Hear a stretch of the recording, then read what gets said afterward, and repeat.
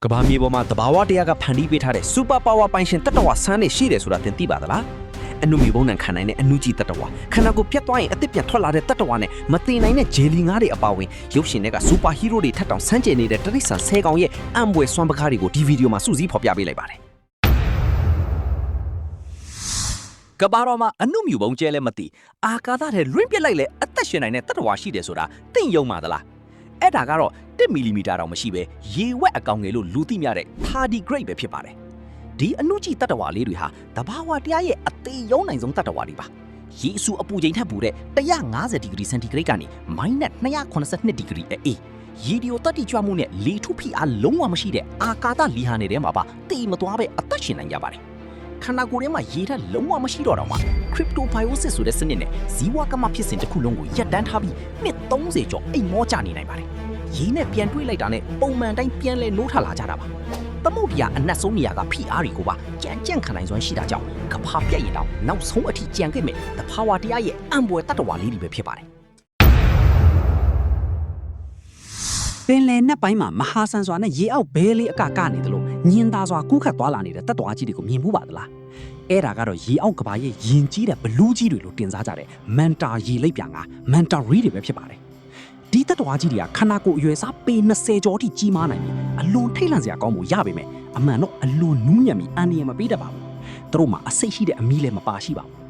သူတို့ကအမဲလိုက်တာမျိုးမရှိပဲသမုဒ္ဒရာထဲမှာကူးခတ်ရင်ဗစက်ကြီးကိုဟထားကသေးငယ်လာတဲ့ပလန်တွန်လေးတွေကိုပဲစစ်ထုတ်စားတော့ကြတာဖြစ်ပါတယ်တောင်ပန်ခတ်တို့ယင်ကြီးကနွဲ့ကလေးကရေကူးသွားလာပုံလေရေပုံကိုခုန်ပြန်တက်တဲ့အမူချင်းတွေကြောင့်ပင်လေရေအောက်ကဘာရဲ့အလှပဆုံးနဲ့မဟာဆန်ဆုံးတတ္တဝါကြီးတွေဖြစ်သတ်မှတ်ထားကြတာပဲဖြစ်ပါတယ်တလိဆန်ကဘာရဲ့လက်တွေ့ဘွားမှာ Wolverine လို့တင်စားခံထားရတဲ့အံပွဲတတ္တဝါလေးကိုသိပါသလားအဲ့ဒါကတော့မက္ကဆီကိုနိုင်ငံရဲ့စိတ်ဝင်စားပွဲကုန်းကြီးနှစ်ဖက်သွားတတ္တဝါလေးဖြစ်တဲ့ Axolotl ပဲဖြစ်ပါတယ်ဒီတတ္တဝါလေးတွေဟာတခြားတတ္တဝါတွေနဲ့မတူပဲအမခမ်းပြန်လဲပြင်ဆင်နိုင်စွမ်းရှိကြပါတယ်ခန္ဓာကိုယ်ရဲ့ခြေလက်တွေပြတ်ထွက်သွားရင်တော့အမာရွက်လုံးဝမကြံပဲမူလအတိုင်းပြန်လဲထွက်ပေါ်လာနိုင်တာပါဒါတွေမကသေးပဲကြော်ယိုမာကြီးနှလုံးနဲ့အုံနောက်အစိတ်ပိုင်းချုပ်ထိခိုက်ပျက်စီးသွားခဲ့ရင်တော့စံချိန်တင်မြန်ဆန်စွာနဲ့မူလအတိုင်းပြန်လဲပြုတ်ပြင်ဖွဲ့စည်းနိုင်စွမ်းရှိကြပါတယ်ဒီလိုမယုံနိုင်စရာကောင်းလာတဲ့ပြန်လဲပြင်ဆင်နိုင်စွမ်းတွေကြောင့် Axolotl တွေဟာတိတ်ပံပညာရှင်တွေကြားမှာသူ့ဒေသနာပြုစရာအံပွဲတတ္တဝါလေးတွေဖြစ်လူသိများနေတာပဲဖြစ်ပါတယ်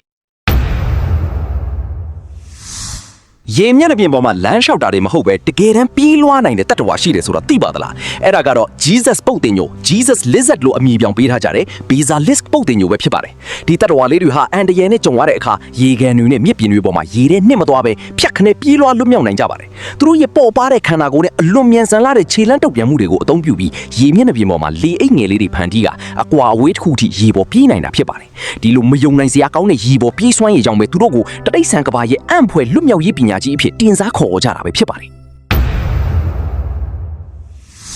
ဗီဒီယိုအတွက်အနှေးပြခလုတ်တောင်လုံးဝမလိုအပ်တဲ့ trace ဆန်တကောင်ရှိတယ်ဆိုတာသင်သိပါသလားအဲ့ဒါကတော့အရာရာကိုနှေးကွေးစွာလုတ်တတ်တဲ့ slot ကောင်ပဲဖြစ်ပါတယ်ဒီတတ္တဝါလေးတွေကကမ္ဘာပေါ်မှာအနှေးကွေးဆုံးတတ္တဝါတွေကတကောင်ဖြစ်ပြီးသွာလာလှုပ်ရှားမှုဘလောက်တောင်ပြင်းကြီးနှေးကွေးတယ်လဲဆိုရင်သူတို့ရဲ့ခန္ဓာကိုယ်အမွှေးပေါ်မှာရင်းညစ်တဲ့မှုတွေပါတဘာဝအတိုင်းစတင်ပေါက်ရောက်လာကြတာပါဒါဟာရန်သူဘေးကနေကိုယ်ရောင်ဖျောက်ဖို့တမင်ဖန်တီးထားတာမဟုတ်ပဲတဏီကုံတစ်ပင်ပေါ်မှာငိမ့်ငိမ့်လေးဆွဲချပြီးအလုံးအမင်းနှီးကွေးလွန်းတာကြောင့်ခန္ဓာကိုယ်ပေါ်မှာအစိမ်းရောင်ရည်ညစ်တွေတက်လာတာဖြစ်ပါတယ်။သူတို့ရဲ့ဇီဝကမဖြစ်စဉ်တစ်ခုလုံးကလည်းအလွန်နှီးကွေးတာကြောင့်အစာချီဖြတ်ဖို့အတွက်ရတ္ထရာပေါင်းများစွာကြာမြင့်တတ်ကြပါတယ်။ဘာတစ်ခုမှအလင်းလေးမနေပဲအချင်းတွေရက်တက်နေတယ်လို့ပြင်းကြီးစွာနဲ့ဘဝကိုအေးအေးဆေးဆေးဖြတ်တန်းနေကြတာကြောင့်စလော့ကောင်တွေကိုတရိษံကဘာရဲ့အံဖွေအပြင်းဆုံးတတ္တဝါလေးတွေဖြစ်တင်စားခေါ်ဖို့ချတာပဲဖြစ်ပါတယ်။0ကနေ -60 အချိန်ကို3စက္ကန့်အတွင်းပြေးနိုင်တဲ့ Lamborghini ပြိုင်ကားတဲ့ပင်ပိုမိုမြန်ဆန်တဲ့တတ္တဝါကိုသိပါသလားအဲ့ဒါကတော့ကုန်းဘက်မှာအမြန်ဆုံးတတ္တဝါဖြစ်တဲ့ချီတာပဲဖြစ်ပါတယ်ဒါပေမဲ့ဒီလိုအလွန်မြန်တဲ့အချိန်ရဲ့နောက်ွယ်မှာအားနည်းချက်တစ်ခုတော့ရှိနေပါတယ်ချီတာတွေဟာစွမ်းအင်အလွန်အမင်းအကုန်မြန်တာကြောင့်အမြင့်ဆုံးအချိန်နဲ့စက္ကန့်20လောက်ပြေးပြီးတာနဲ့လုံးဝမပြေးနိုင်တော့ပဲမောဟိုက်သွားတတ်တာပါသူတို့ရဲ့ခန္ဓာကိုယ်ဟာမာရသွန်ပြိုင်ပွဲလို့အဝေးကြီးပြေးဖို့မဟုတ်ပဲခဏတာအချိန်ပြင်းပြင်းနဲ့ဒုံဆိုင်ပြေးဖို့အတွက်ပဲတဘာဝကဖန်တီးပေးထားတာဖြစ်ပါတယ်စစ်မှန်တဲ့ကြွက်သားစွမ်းအားရှိပေမဲ့ဇွဲမရှိလာတာကြောင့်ချီတာရဲ့အမဲလိုက်ပွဲတွေဟာအချိန်တိုအတွင်းဆုံးဖြတ်ရတဲ့အရှိန်မြင့်ပြိုင်ပွဲတစ်ခုလိုပါပဲပင်လေကြီးအောက်မှာအုံနောက်လုံးဝမရှိပဲအသက်ရှင်နေတဲ့တတ္တဝါရှိတယ်ဆိုတာသင်သိပါသလားအဲ့ဒါကတော့ကြယ်ငါ starfish တွေပဲဖြစ်ပါတယ်ကြယ်ငါတွေမှာကျွန်ုပ်တို့လိုအုံနောက်လုံးဝမရှိပါဘူးရင်းအစားသူတို့ရဲ့ပါးစပ်ပတ်လည်မှာအာယုံကြောကွင်းနဲ့လက်တံတစ်ခုစီမှာအာယုံကြောတွေဖြန့်ကျက်ထားတဲ့အာယုံကြောစနစ်ပါရှိတာဖြစ်ပါတယ်။အ အုံနောက်မရှိပေမဲ့လည်းသူတို့ဟာပတ်ဝန်းကျင်ကိုကောင်းစွာအာရုံခံနိုင်ကြပြီးတွာလာလှုပ်ရှားနိုင်ကြပါတယ်ဒါတွေမကသေးပဲပြက်ထွက်သွားတဲ့လက်တံတွေကိုလည်းမူလအတိုင်းပြန်လည်ထွက်ရှိအောင်ပြုလုပ်နိုင်ကြပါသေးတယ်ဒီလိုအုံနောက်မပါဘဲအရာရာကိုလှုပ်ရှားဆောင်ရွက်နိုင်တဲ့အာယုံကြောစနစ်ကြောင့်ကျင်ငါးတွေဟာပင်လယ်ရေအောက်ကဘာရဲ့စမ်းကြယ်တဲ့လျှို့ဝှက်ချက်တစ်ခုပဲဖြစ်ပါတယ်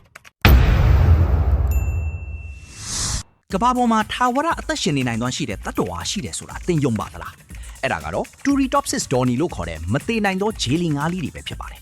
ဒီသေးငယ်တဲ့ဂျေလီငါးလေးတွေဟာအသက်အရွယ်ကြီးလာခြင်းစိတ်ဖိစီးမှုခံရခြင်းဒါမှမဟုတ်ဒဏ်ရာရရှိသွားတဲ့အခါခန္ဓာကိုယ်ကိုငယ်ရွယ်တဲ့ polyp အဆင့်စီပြန်လည်ပြောင်းလဲလိုက်ကြပါတယ်ဒီလိုနဲ့ပဲသူတို့ရဲ့ဘဝဆောင်ဝန်းကိုအသစ်တစ်ဖန်ပြန်လည်စတင်ပြီးထာဝရနုပြိုအောင်ဖန်တီးနိုင်ကြတာပါဒါဟာဇီဝဗေဒဆိုင်ရာအသက်ပြန်ရှင်ခလုတ် reset button ကိုနှိပ်လိုက်တယ်လို့ပဲဖြစ်တာကြောင့်မတည်နိုင်သောခြေလီငါးတွေဟာပင်လယ်ရေအောက်ကဘာရဲ့အံ့ဖွယ်လျှို့ဝှက်ချက်တစ်ခုပဲဖြစ်ပါတယ်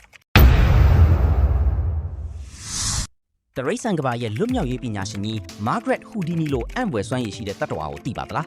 အဲ့ဒါကတော့အယိုးမရှိတဲ့ရေပွဲ octopus တွေပဲဖြစ်ပါတယ်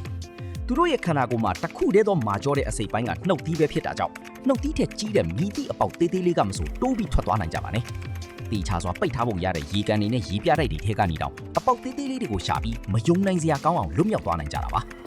ဒီလိုပျော့ပြောင်းလာတဲ့ခန္ဓာကိုယ်နဲ့ပါးနှက်လာတဲ့လွတ်မြောက်ရေးစွမ်းရည်တွေကြောင့်ရေပွဲတွေကိုပင်လယ်ရေအောက်ကဘာရဲ့အံ့ဖွယ်ဟူဒီနီလို့တင်စားခေါ်ပေါ်ကြတာပဲဖြစ်ပါတယ်တစ်စက္ကန့်အတွင်းမှာတောင်ပန်းကိုအကျိန်80အထိခတ်နိုင်တဲ့အံ့ဖွယ်ငှက်ကလေးကိုသိပါလားအဲ့ဒါကတော့ငှက်ကဘာရဲ့အမြန်ဆုံးတတ္တဝါလေးတစ်ကောင်ဖြစ်တဲ့ Humming ငှက် Hummingbird ပဲဖြစ်ပါတယ်